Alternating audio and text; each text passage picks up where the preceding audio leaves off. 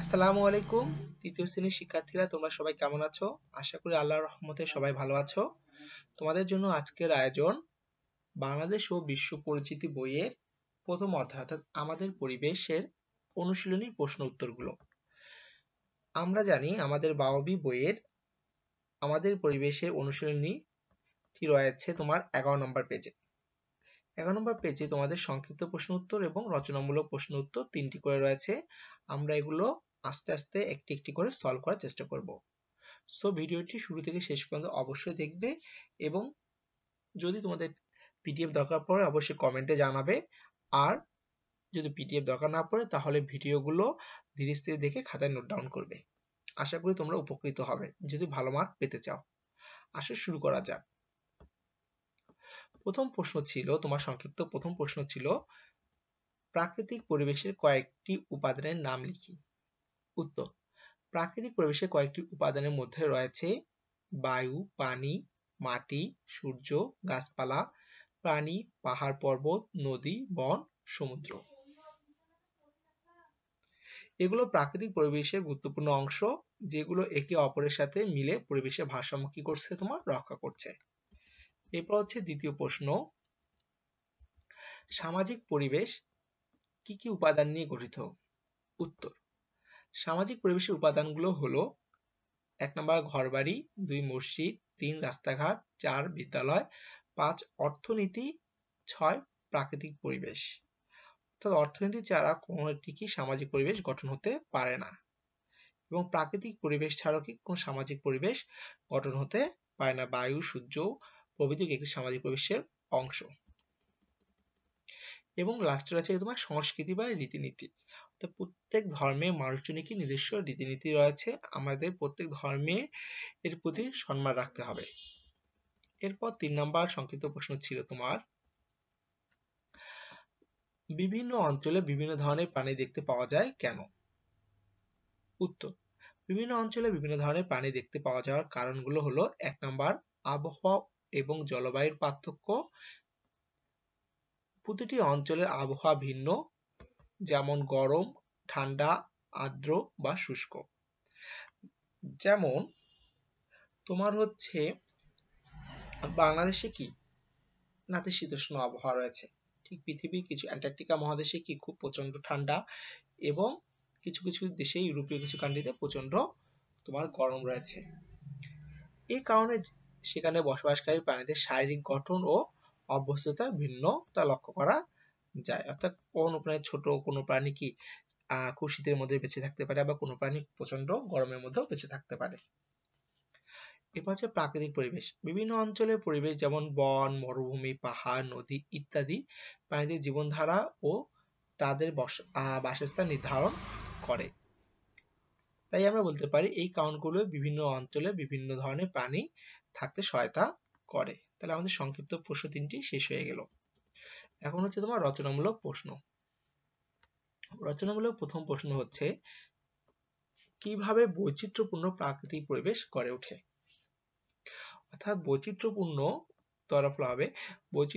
প্রাকৃতিক পরিবেশ কিভাবে গড়ে ওঠে বা কারণগুলো আমরা এখন ব্যাখ্যা করব।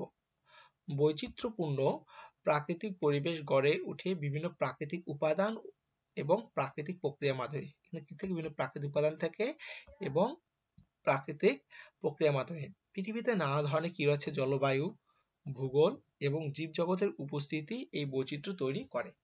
তাহলে মেইন জিনিসগুলো কি? জলবায়ু, ভূগোল এবং জীবজগতের উপস্থিতি। এখন আমরা নিচে এগুলোকে বিস্তারিত জানবো। জলবায়ুর ভিন্নতা। পৃথিবী জুড়ে বিভিন্ন ধরনের জলবায়ু আছে, যেমন কি গরম, ঠান্ডা, আর্দ্র ইত্যাদি। এই জলবায়ু অঞ্চল ভিন্ন ধরনের উদ্ভিদ ও প্রাণী বসবাস করে। অর্থাৎ এই ঠান্ডা, গরম এবং আর্দ্র অঞ্চলে কি বিভিন্ন ধরনের উদ্ভিদ এবং অর্থাৎ গাছপালা এবং পশু পাখি বসবাস করে। এরপর হচ্ছে কি ভূগোলের বৈচিত্র্য। পৃথিবীর বিভিন্ন ধরনের ভূগোল যেমন পর্বত, সমতল, নদী, বন ইত্যাদি রয়েছে। প্রতিটি ভূগোলের প্রাকৃতিক পরিবেশ আলাদা, যা পরিবেশের বৈচিত্র্যতা কি করে তোমার বাড়ায়। এরপর হচ্ছে জীব বৈচিত্র্য। পৃথিবী জুড়ে নানা ধরনের কি রয়েছে, উদ্ভিদ ও প্রাণী বসবাস করে। প্রতিটি অঞ্চলে আলাদা ধরনের প্রাণী এবং উদ্ভিদ পাওয়া যায়, যা পরিবেশের বৈচিত্র্যতা সৃষ্টি করে। 3 এরপরে হচ্ছে পয়েন্ট হচ্ছে 4 নম্বর পয়েন্ট, প্রাকৃতিক প্রক্রিয়া। ভূমির ক্ষয়, বায়ু, পানি, সূর্যালোক ইত্যাদির প্রভাবে পরিবেশের বৈচিত্র্য তৈরি হয়। উদ্ভিদ ও প্রাণী এসব প্রক্রিয়ার মাধ্যমে পরিবেশে মানিয়ে চলে। এবার হচ্ছে প্রাকৃতিক দুর্যোগ। ভূমিকম্প, অগ্ন্যুৎপাত, বন্যা ইত্যাদি প্রাকৃতিক দুর্যোগ পরিবেশের গঠন পরিবর্তন করতে পারে, যা নতুন ধরনের পরিবেশ সৃষ্টি করতে সহায়তা করে। অর্থাৎ ভূমিকম্পের কারণে কি হয়ে যায়, দেখবো অনেক সময় নদীর গতিপথ কি চেঞ্জ হয়ে গেছে। তারপর বন্যার কারণে কি হয়ে যায়, তোমার পরিবেশে ব্যাপক ক্ষয়ক্ষতি হয়। আর অগ্ন্যুৎপাতের কারণে কি হচ্ছে, অর্থাৎ আগ্নেয়গিরির যে লাভাগুলো আছে সেগুলো বিস্ফোরণ হলে কি আশেপাশে পরিবেশে মারাত্মক ক্ষতি হয়। বন্ধুরা, আমাদের প্রথম প্রশ্নের অ্যান্সার আমরা পেয়ে গেলাম। প্রশ্নটি ছিল হচ্ছে তোমার, কিভাবে বৈচিত্র্যপূর্ণ প্রাকৃতিক পরিবেশ গড়ে ওঠে। আশা করি তোমরা টিউটোরিয়ালটি ভালো করে শুনতে পারতেছো এবং যদি দরকার পড়ে অবশ্যই এগুলো কি করবে, নোট ডাউন করে নেবা। 2 নম্বর প্রশ্ন হচ্ছে, আমাদের জীবনে গাছপালার গুরুত্ব সম্পর্কে লিখি। অর্থাৎ গাছপালার গুরুত্ব আমাদের জীবনে কি, প্রাত্যহিক জীবনে, তা আমরা এখন আলোচনা করব। প্রথমত বায়ু সঞ্চালন। গাছপালা গাছপালা বাতাসের মাধ্যমে অক্সিজেন উৎপাদন করে। কিসের মাধ্যমে অক্সিজেন উৎপাদন করে? বাতাসের মাধ্যমে, অর্থাৎ সূর্যালোক, কার্বন ডাই অক্সাইড এবং পানি দিয়ে কি করে, তারা শর্করা জাতীয় খাদ্য উৎপাদন করে এবং তারা কি করে, অক্সিজেন উৎপাদন করে, যা আমাদের শ্বাস প্রশ্বাসের জন্য প্রয়োজন। গাছপালা কার্বন ডাই অক্সাইড কি করে, শোষণ করে এবং অক্সিজেন প্রদান করে। কার্বন ডাই অক্সাইড সংকেত কি, CO2 এবং অক্সিজেনের সংকেত কি তোমার O2, এটা মনে রাখবা। পরিবেশের ভারসাম্য। গাছপালা বৃষ্টিপাত বৃদ্ধি করতে সহায়তা করে বা সাহায্য করে এবং জলবায়ু নিয়ন্ত্রণে গুরুত্বপূর্ণ ভূমিকা রাখে। তারা মাটি ক্ষয় প্রতিরোধ করে এবং পানি ধরে রাখে। দেখবা কি, গাছপালা কি করে, মাটি ক্ষয় প্রতিরোধ করে। এই যে নদী তীরবর্তী অঞ্চলগুলোতে দেখবা ব্যাপক বনায়ন করা হয়। কারণ কি, বনায়নের কারণে তারা কি করে, মাটিগুলোকে শিকড় দ্বারা আটকে রাখে। ফলে কি হয়, তোমার মাটি ক্ষয় বা নদী ভাঙ্গন কম হয়। এবার হচ্ছে কি, খাদ্য উৎপাদন। গাছপালা আমাদের বিভিন্ন ধরনের কি দেয়, ফল, শাকসবজি এবং শস্য প্রদান করে, যা আমাদের খাদ্য হিসেবে আমরা ব্যবহার করে থাকি। যেমন মনে করো তুমি পেঁপে গাছ বাসায় লাগাচ্ছ, এর ফলে কি তুমি পেঁপে খেতে পারবা। যদি আম গাছ বা কাঁঠাল গাছ লাগাও, তার ফলে কি তুমি আম, কাঁঠাল বা বিভিন্ন সিজনাল ফল মূলগুলো খেতে পারবা। এবার হচ্ছে জীব বৈচিত্র্য। গাছপালা বিভিন্ন ধরনের প্রাণী এবং পোকা মাকড়ের আশ্রয়স্থল হিসেবে কাজ করে। তারা জীব বৈচিত্র্যকে সমর্থন করে এবং প্রাকৃতিক ভারসাম্য রক্ষা করে। তো দেখবা বিভিন্ন ধরনের গাছে, তোমাদের বাসার আশেপাশে গাছে কি ধরনের বিভিন্ন ধরনের পাখিগুলো কি বসবাস করে, বা বানর জাতীয় কি পাহাড়ি অঞ্চলগুলোতে বানরগুলো দেখা যায়। এবার হচ্ছে কি, আলংকারিক সৌন্দর্য বা অলংকারিক সৌন্দর্য। গাছপালা আমাদের পরিবেশের সুন্দর ও জীবন্ত করে দেয়। কি করে, সুন্দর এবং জীবন্ত। ফুল, পাতা ও গাছের সবুজতা আমাদের মনকে কি করে দেয়, প্রশান্তি এনে দেয়। আর এক এক ধরনের গাছে দেখবা এক এক ধরনের ফুল ফুটে, অর্থাৎ দেখতে কি খুব সুন্দর লাগে, মনে হয় জান্নাতে আছি।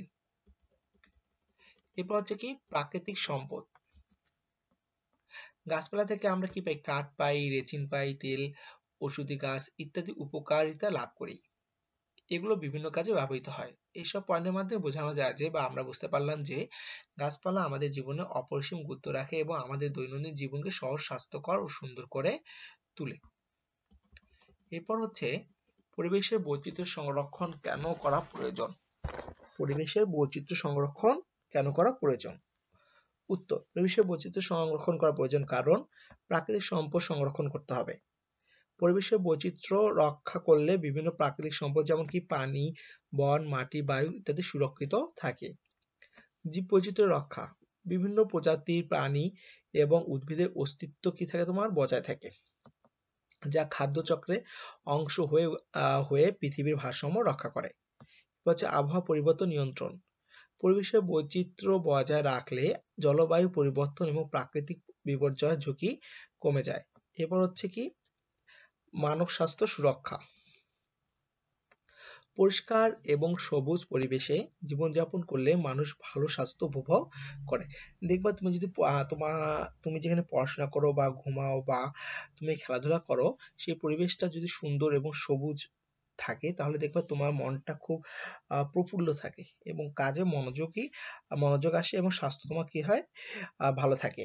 অর্থনৈতিক উন্নয়ন, পরিবেশের বৈচিত্র্য রক্ষা করলে পর্যটন, কৃষি এবং অন্যান্য শিল্পে উন্নতি হয়, যা আর্থিকভাবে লাভবান হওয়া যায়। অর্থাৎ পর্যটন শিল্প, অর্থাৎ মনে করো তোমার এলাকায় কোনো একটা লেক আছে, লেকটা যদি তুমি সুন্দর করে ডেকোরেট করো, তাহলে দেখবে সেখানে কি আসছে, মানুষ পর্যটন অর্থাৎ যারা ঘোরাফেরা করতে পছন্দ করেন তারা কি অনেক আসবেন। ঠিক তেমনি কৃষি এবং অন্যান্য শিল্পের কি হবে, তোমার ব্যাপক উন্নতি হবে। বিশ্বের ভারসাম্য রক্ষা, প্রকৃতির ভারসাম্য রক্ষার জন্য পরিবেশের বৈচিত্র্য অপরিহার্য। একে ক্ষতিগ্রস্ত করলে পৃথিবীর সমস্ত জীবন কি পড়বে, সংকটে পড়বে। অর্থাৎ দেখো তুমি যদি বিশ্বে বেশি করে যদি পলিথিন ইউজ করো, কার্বন ডাই অক্সাইড যদি তুমি বেশি করে নির্গত করো, তাহলে দেখবে ওজোন স্তরের ক্ষতি হবে। ফলে তোমার হচ্ছে পৃথিবীর তাপমাত্রাটা বেড়ে যাবে। ফলে কি হবে, পরিবেশের ব্যাপক ক্ষতি হয়ে যাবে। বাংলাদেশে লক্ষ্য করো, দেখো এখন কি শীতকাল, কিন্তু যে পরিমাণ শীত হওয়া দরকার সেই পরিমাণ শীত নেই। ঠিক তেমনি গত বছর 2024 সালে বাংলাদেশে কি প্রচন্ড কি গরম গেছে। সামনে যে কি হবে আল্লাহ পাকে জানে। এরপর হচ্ছে শিক্ষা ও গবেষণা, পরিবেশের বৈচিত্র্য মানুষকে নতুন কিছু শিখতে এবং গবেষণা করতে কি করে, তোমার সহায়তা করে। বন্ধুরা, এই ছিল মোটামুটি আমাদের প্রথম অধ্যায়ের যে সংক্ষিপ্ত এবং রচনামূলক প্রশ্নগুলো। তোমরা যারা কষ্ট করে এতক্ষণ এই প্রশ্নগুলোর অ্যান্সার শুনলে তাদের সবাইকে ধন্যবাদ। এবং যারা এখন পর্যন্ত চ্যানেলটি সাবস্ক্রাইব করেনি, চ্যানেলটি অবশ্যই সাবস্ক্রাইব করে পাশে থাকবা। সবাইকে ধন্যবাদ জানিয়ে শেষ করছি। আসসালামু আলাইকুম।